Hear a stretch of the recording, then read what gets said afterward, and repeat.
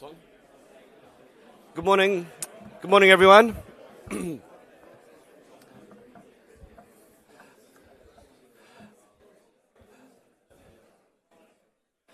morning, everyone, and welcome to the Noakes Sydney Gold Coast Yacht Race 2024 weather briefing.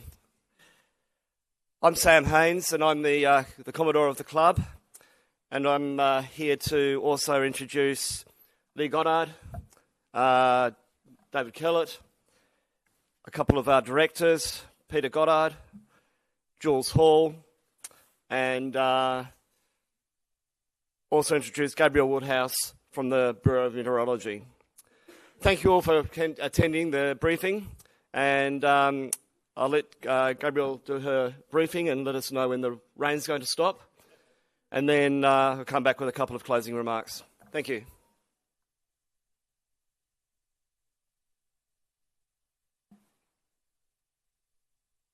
Good morning, everybody. It's nice to be with you in person today rather than how it was on Thursday. But what we're looking at the moment is a cold front that's still currently over parts of Victoria, and that's what's going to be bringing that southwesterly change overnight tonight. But as you know, it's a little bit wet outside at the moment, and with that rainfall, we're expecting to start to ease off in the next hour or hour and a half. But once we get towards race start time, we may still see a few lingering showers. And what we can also see on the map, it's a little bit hard to see though, is in the far northwestern corner of Sydney, there has actually been some lightning strikes earlier this morning in and amongst this cloud. So there is that risk of lightning within this broader area of cloud across the eastern and northern parts of New South Wales. So taking a look at the prognosis charts for the next few days, what we see is that cold front move across Victoria and New South Wales. So by tonight, by the middle part of tonight, we're expecting that to be over most of the New South Wales waters, with those winds turning more westerly and then southwesterly. And then what we see is that cold front develops a low pressure system over the Tasman Sea. So that complex low pressure system looks like it's going to hang around for pretty much most of the week, and that's going to be driving the winds and the waves that we'll see along the New South Wales coast in particular. And we're expecting some of those conditions to ease as you get past sort of about Cape Byron and in towards the Gold Coast. So to summarise at the moment, what we're expecting this morning is for those west-northwesterly winds at race start time, and for those west-northwesterly winds to persist through the afternoon, and then gradually turn more westerly in the middle part of the night, and by tomorrow much more southwesterly, and that's when we'll start to see those winds pick up, and then that vigorous south to southwesterly flow persisting through most of the race. And with that, we're going to see some pretty large and powerful waves develop, particularly sort of for areas south of about Coffs Harbour, and more so offshore as well. And those large waves will persist into most of next week, really. So at the moment, it's very likely that we'll have strong wind warnings, and it's also likely that we'll see some gale wind warnings, particularly for the New South Wales coast on Monday and into Tuesday. And likewise, in terms of some of the rainfall outlook, we are looking at some showers around for a fair chunk of the race, but also that chance of thunderstorms and lightning. And that's going to be more likely today, but we could still see a few lingering thunderstorms and a bit of lightning through Sunday and Monday as well. So taking a closer look at conditions, at the moment, what we've been seeing in the winds has been around that 5 to 8 knot mark, and probably remain fairly similar and maybe head towards 9 or 10 knots by race start time. But through the afternoon, we'll start to see those winds pick up a little bit once we get out past the heads. And there is a chance that if you stay really close inshore, that some of those winds may tend a little bit more northerly or even northeasterly. So one thing to watch out for if you're staying really close inshore. But in terms of that rainfall, a little bit of rain around, not as much as what we're experiencing right now, though. So a little bit of rain, but not a huge amount, and obviously that slight chance of some lightning as well. So as we move through the afternoon, what we see is those northwesterly winds start to pick up a little bit, getting up to around 10 to 15 knots. But if you're headed well and truly offshore, we may start to get up towards 20 knots later in the afternoon. And again, still looking at that chance of showers and thunderstorms. And as we move into the evening, what we start to see is those winds start to gradually turn a little bit more westerly. So we're not going to see a very sharp change the way that we tend to when we see like a big southerly buster or something like that move up along the New South Wales coast. It's going to be a fairly gradual change rather than an abrupt change.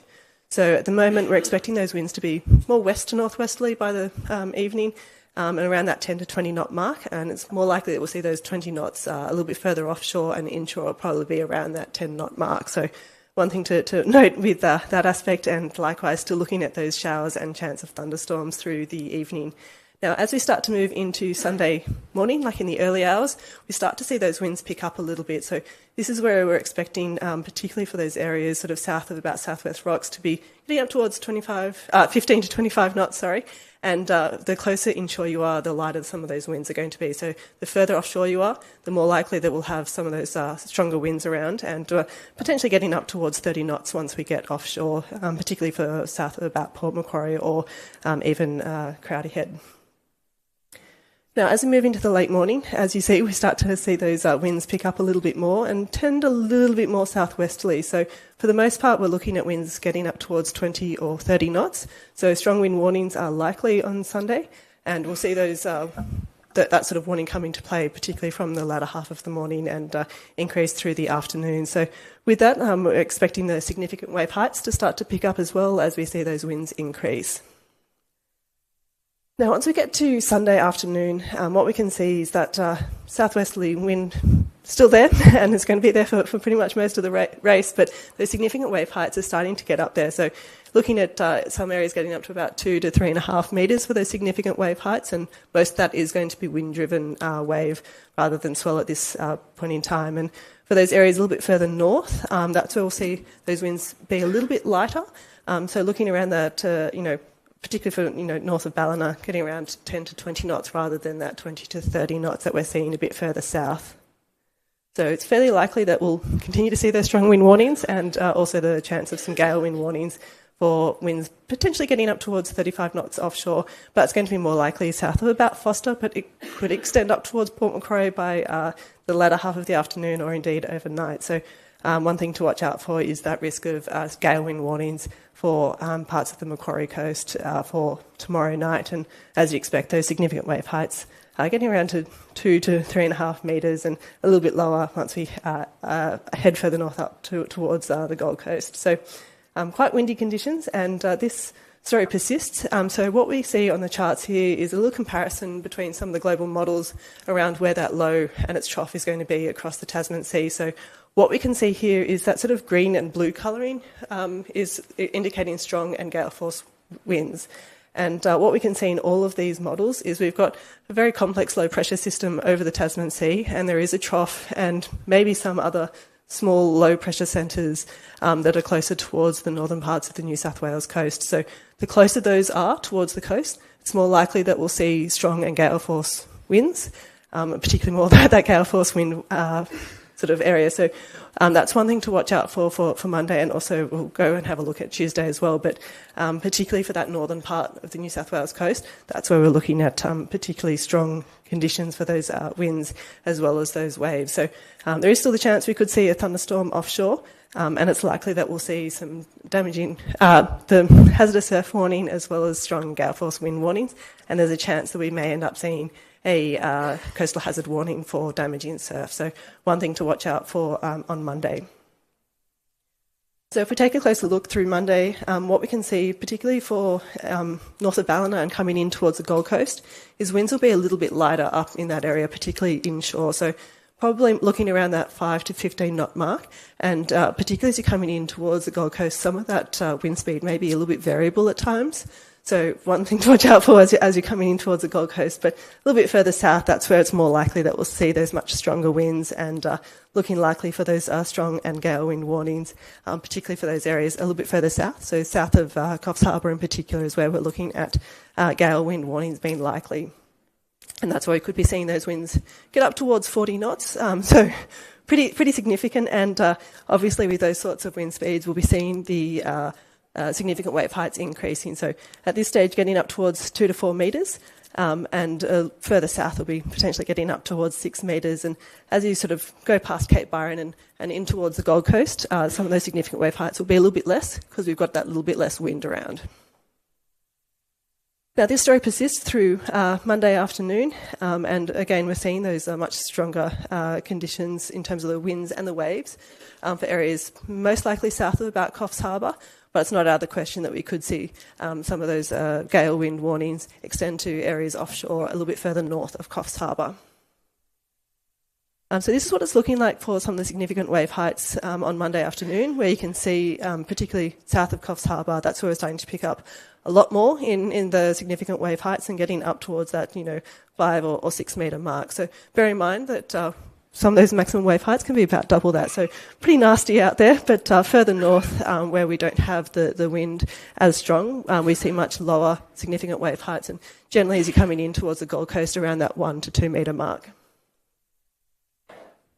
And so what we can see here on Monday, same story, and as we start to see some of those winds turn a little bit more southerly, we start to see those significant wave heights extend a bit further north up the coast. So one thing to watch out for is going to be the winds and those waves persisting. But for coming in towards the Gold Coast itself, it looks as though those winds will be a little bit weaker. And again, they may fluctuate at times. And maybe during the afternoon, right inshore, we might see those winds turn a little bit more southeasterly, but overnight turn a bit more southwesterly coming into the Gold Coast. Now, as we look at Tuesday, what we see is that low pressure system is still hanging out over the Tasman Sea, but it started to shift a little bit further to the east. And we've also then moved some of those troughs through and around. So we should start to see a slight slackening in the pressure gradient, so a slight reduction in some of the wind speeds, but we're still going to be seeing that large and powerful southerly swell and a few showers lingering as well. So not a huge amount of a different story in terms of what we're looking at on Tuesday, particularly for those large waves and those winds. So going in towards the Gold Coast, generally speaking, about 5 to 15 knots, and southwesterly initially, and maybe turning southeasterly for a little period during the afternoon. And as you can see, some of those significant wave heights, quite significant. So at this stage, it looks as though once you get past Cape Byron and in towards the near inshore, some of those significant wave heights will be a little bit less, so around the sort of 1.5 to 2 metre mark, but definitely further south and further offshore, we're expecting those significant wave heights to be around that 4 to 5 metre mark at this stage.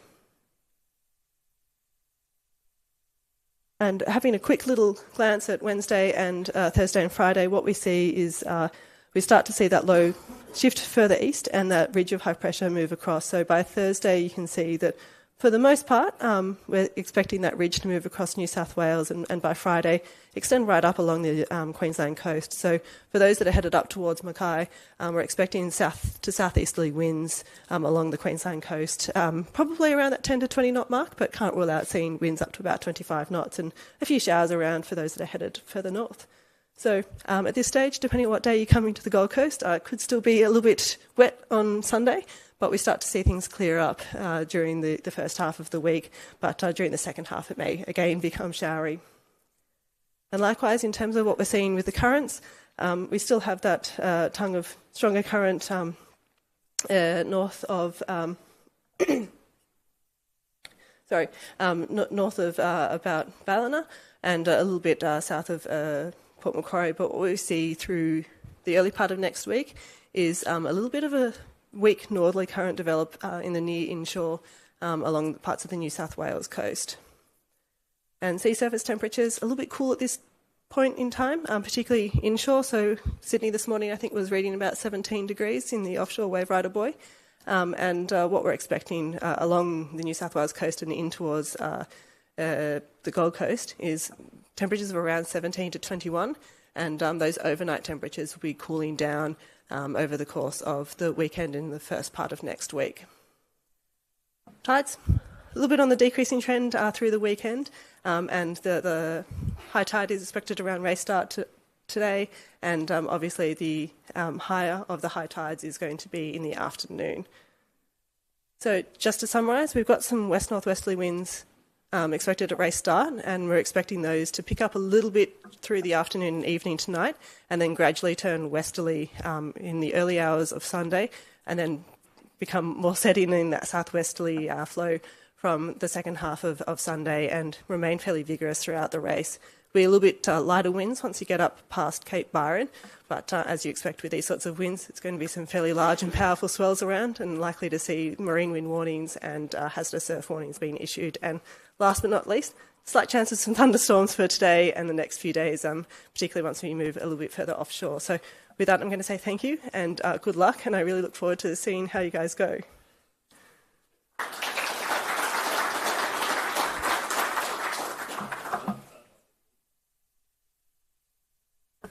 Thanks, Gabriel. If there are any questions for Gabriel or the race committee, we could take them now. No? Okay, thank you. I also just want to make a couple of other points about the race. The finish line marks are on the have got yellow bricks on them, so they'll be viewable on the tracker, and you can download their position on Expedition, and also they'll be able to be seen on the main race website. So just note that. I also would like to call out just the following boats to see the sailing office: Clockwork, Pac-Man, Son of a Sun, and also, if the owner of Denali could please see Justine and myself. I just want to make some closing remarks, because at this meeting and online, we have all the owners, the two ICs, the sailing masters, navigators. I want to thank you and acknowledge your effort in taking responsibility for your programs and racing in the spirit of adventure and competition that we only get with blue water offshore racing. So thank you for your competition. The forecast looks pretty interesting. I think there's plenty of boats which can probably win this race, so I'll be watching with a lot of interest as to how it all unfolds. And I'd also like to thank Noakes and Sean Langman for their support and their sponsorship of the race. It's really important to have a great sponsor, and Noakes has been fantastic, so thank you to them. And with that, race well and good luck. Meeting's closed.